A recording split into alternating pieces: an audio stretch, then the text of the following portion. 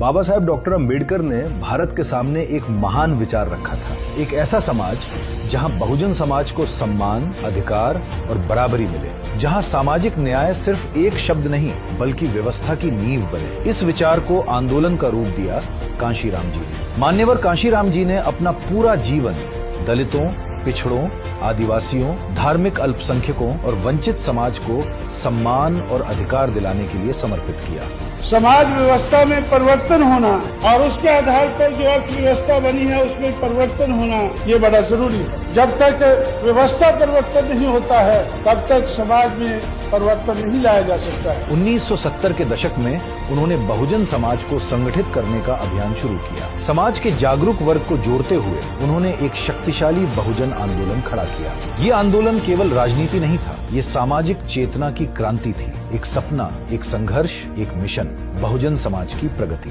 कांशीराम जी ने अपनी मेहनत से और समर्पित भावना और निष्ठा से सामाजिक और व्यवस्था परिवर्तन की लड़ाई मजबूत की। मुझे भी मिलकर के हमें दोनों को काम करने का मौका मिला।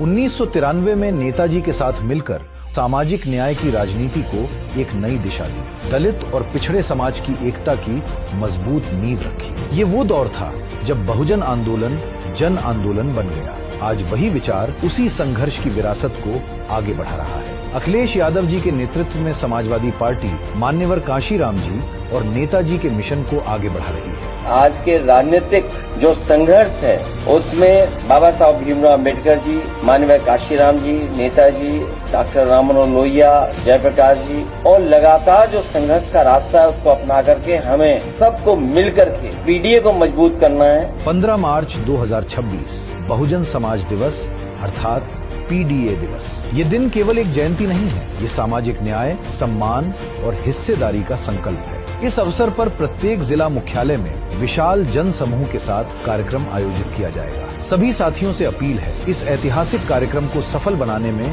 तन, मन, धन से अपना योगदान दें। 15 मार्च 2026 ये पीडीए स्वाभिमान का दिन है।